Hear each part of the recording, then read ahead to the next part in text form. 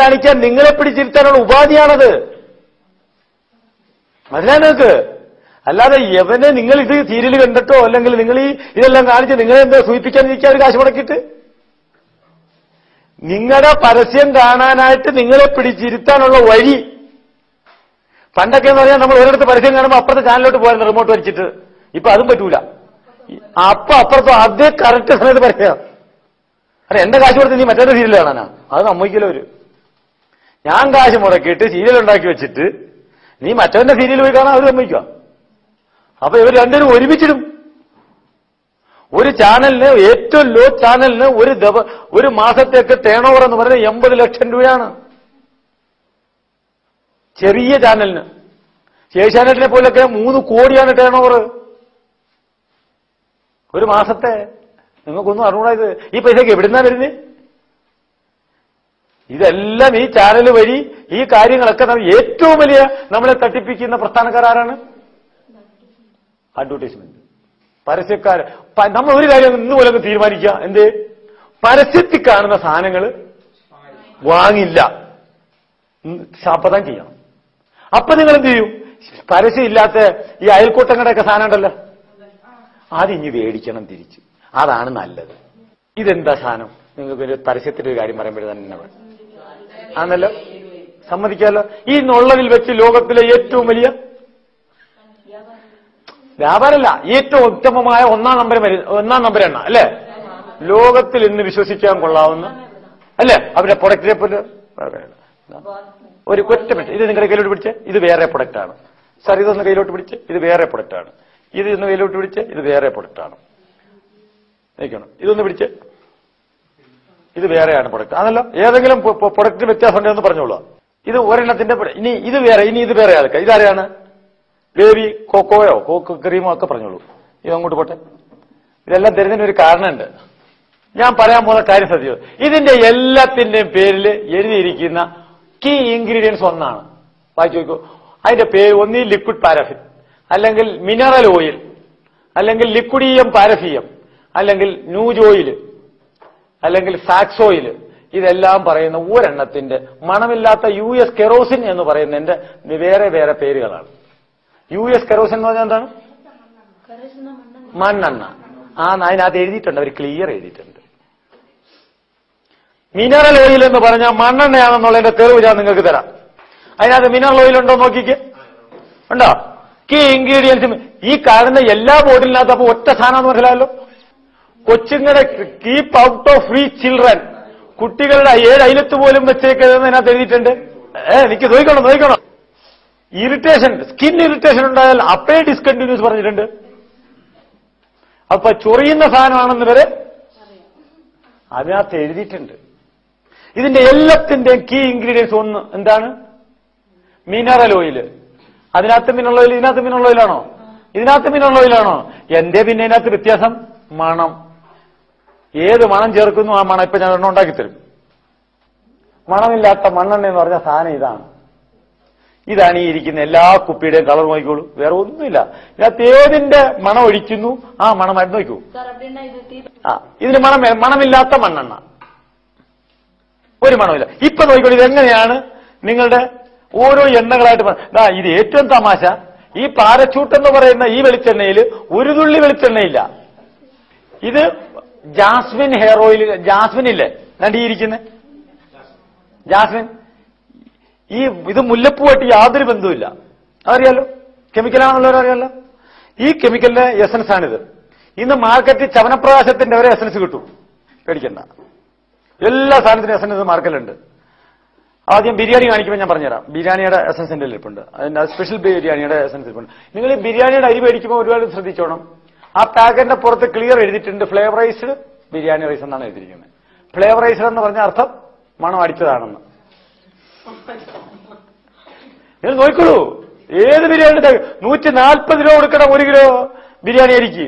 25, 30, 40 നിങ്ങളുടെ കയ്യിലുള്ള പോക്കറ്റിലുള്ള കാശനുസരിച്ച് ബിരിയാണി അരി കിട്ടുമ്പോൾ ആലോചിക്കണം.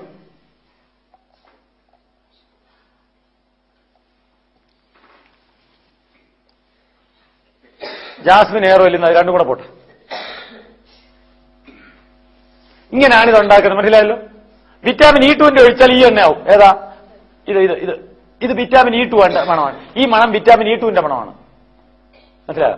വേറെ ഒരു ചുക്കുമില്ല. ഹേമമാലിനെ വിളിച്ചുകൊണ്ടെന്ന് പരസ്യം കാണിച്ചു കഴിഞ്ഞാൽ 150 രൂപ, സീരിയൽ വരിയായി കഴിഞ്ഞാൽ 75 രൂപ. ഇത്രയേ ഉള്ളൂ വ്യത്യാസത്തിന്റെ കാശിന്റെ. എങ്ങനെ എന്റെ റേറ്റ് മനസ്സിലായെന്ന് മനസ്സിലായോ? ഹേമമാലിനി വന്ന 150, സീരിയൽ വരിയായ 75. ഇത്രയേ ഉള്ളൂ. നിങ്ങൾ ഒരു കാര്യം ഓർത്തു വെച്ചോളൂ. ഇപ്പൊ തേങ്ങ വേണ്ട വെളിച്ചെണ്ണ ഉണ്ടാക്കാൻ. തേങ്ങയൊക്കെ നമ്മുടെ തേങ്ങ ഇപ്പൊ എന്നെ ഒരു കാര്യമുണ്ട്. തെങ്ങയില് തേങ്ങ പണ്ടുള്ളതിന്റെ ഒരു 10-25 കൊല്ലത്തിന് മുമ്പിട്ടുള്ള നാട്ടിലെ തെങ്ങിന്റെ ഒരു 100-10 പോയിട്ട് തേങ്ങ പോലെ നമ്മുടെ നാട്ടിലില്ല. ഉണ്ടാ? ഇത്രയും പബ്ലിക് കൂടി, എന്നിട്ട് വെളിച്ചെണ്ണയുടെ ഉപയോഗം കൂടി. പക്ഷേ വെളിച്ചെണ്ണയ്ക്ക് വില കൂടുന്നുമില്ല. വെളിച്ചെണ്ണയ്ക്ക് എപ്പോഴാ വില കൂടുന്നത് നിങ്ങൾ കണ്ടിട്ടുണ്ടോ? അറിയോ? ക്രൂഡ് ഓയിലിന്റെ മാർക്കറ്റ് വില കൂടുമ്പോഴാണ് വെളിച്ചെണ്ണയ്ക്ക് വില കൂടുന്നത്. ശ്രദ്ധിച്ചോളൂ. ക്രൂഡ് ഓയിലിന്റെ മാർക്കറ്റിൽ എപ്പോ വില കൂടുന്നു അപ്പോഴെല്ലാം എണ്ണയ്ക്കും വില കൂടും. കാരണം ഇതെല്ലാം മണ്ണെണ്ണ, ഇത് പെട്രോളിയം ഉൽപ്പന്നമാണ്.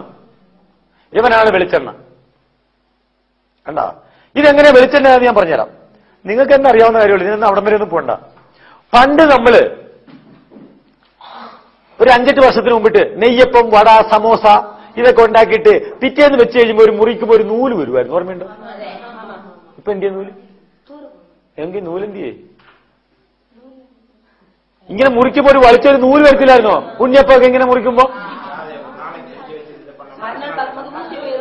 അല്ല, അത് വലിച്ചിട്ടൊരു നൂല് വരില്ലായിരുന്നു. ഇപ്പൊ എന്തിയ നൂല്? അല്ലല്ല, നല്ല വെളിച്ചെണ്ണയിലാണ് അല്ലെ പാം ഓയിലാണോ വറുത്തതെങ്കിൽ ആ നൂല് വരും. മണ്ണെണ്ണയിൽ വറുത്താ വരില്ല. ഇതിനകത്താണ് വറക്കുന്നത്. ഇതിന്റെ ക്രൂഡാണ് പാം ഓയില്. ഇപ്പൊ മനസ്സിലായോ? ഇതിന്റെ ക്രൂഡിനകത്തുനിന്ന് പ്രോസസ് ചെയ്ത് ആസിഡും ആൽക്കലിയും IPA കൂടെ ചേർത്ത് ട്രീറ്റ്മെന്റ് ചെയ്ത് സ്ട്രിപ്പറിൽ കൂടെ കഴിഞ്ഞിട്ട് തിളപ്പിച്ച് വാട്ടർ വാഷ് നടത്തി പെർക്കുലേഷൻ ചെയ്ത് എടുക്കുന്ന സാധനമാണ് ഈ സാധനം. മനസ്സിലായോ? ഇത് അപ്പോഴാണ് ഈ കളർ വന്നത്. ഇതിന്റെ മുമ്പിലത്തെ കളറാണ് നിങ്ങൾ പാം ഓയിൽ എന്നും പറഞ്ഞുകൊണ്ട് മേടിച്ച് കഴിക്കുന്ന സാധനം. അത് പാം ഓയിലൊന്നും അല്ല. ഒരു 4-5 മാസത്തിന് മുമ്പിട്ട് കൊച്ചിയിൽ ഒരു 80,000 ടൺ പാം ഓയിൽ എന്ന് പറഞ്ഞ് ഓർമ്മയുണ്ടോ? പത്രത്തിലൊക്കെ വായിച്ചായിരുന്നോ? കാക്കനാട്ടിൽ സാർമാർ പോയിട്ട് പരിശോധിച്ചിട്ട് പറഞ്ഞു ഇത് കുടിക്കാൻ കൊള്ളില്ല, ഇതിനകത്ത് മണ്ണെണ്ണയുടെ വാറയെടുക്കുന്നതെന്ന് പറഞ്ഞു. അന്നേരം അവർ പറഞ്ഞു 3 ദിവസം കഴിഞ്ഞപ്പോൾ അവർ പറഞ്ഞു കുഴപ്പമില്ല, ഇപ്പൊ കഴിക്കാം, കുടിച്ചോളാം. 3 ദിവസം മുമ്പിട്ട് പറഞ്ഞതും അവരാണ്, 3 ദിവസം കഴിഞ്ഞിട്ട് പറയുന്നവരാണ്. ഇതിന്റെ ഇടയ്ക്ക് എന്താ നടന്നതെന്ന് നമുക്ക് ഊഹിക്കാവുന്നല്ലേ ഉള്ളൂ, ഇല്ലേ? ഇതൊക്കെ തിന്നുന്ന ആരാണെന്ന് അവരാ പറയുന്നത്. തിന്നു, കുടിച്ചു. നിങ്ങൾക്ക് വേറെ ഭയങ്കര തമാശ പറഞ്ഞുതരാം. ഇന്ത്യൻ ഭരണഘടനയിൽ മായം ചേർക്കുന്നവനെ പിടിക്കാൻ നിയമം ഇല്ല. ആദ്യം പഠിച്ചു വെച്ചോളൂ, ഇത് നോട്ട് ചെയ്ത് വെച്ചോളൂ ഈ പോയിന്റ്.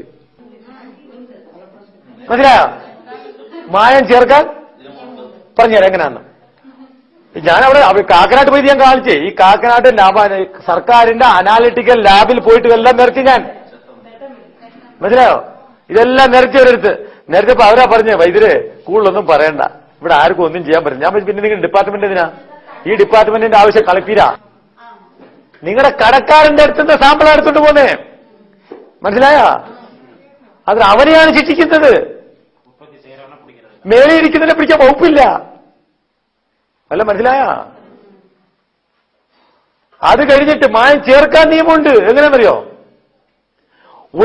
ഒരു ചാക്ക് അരിക്കകത്ത് 1/2 കിലോ വരെ കല്ലും മണ്ണും അനവദനീയമാണ്. അല്ല, മനസ്സിലായ? അപ്പൊ ഇല്ലാത്ത കല്ലും മണ്ണും വാരി ഇടാൻ വരെ അതിനകത്ത് നിയമമുണ്ട്.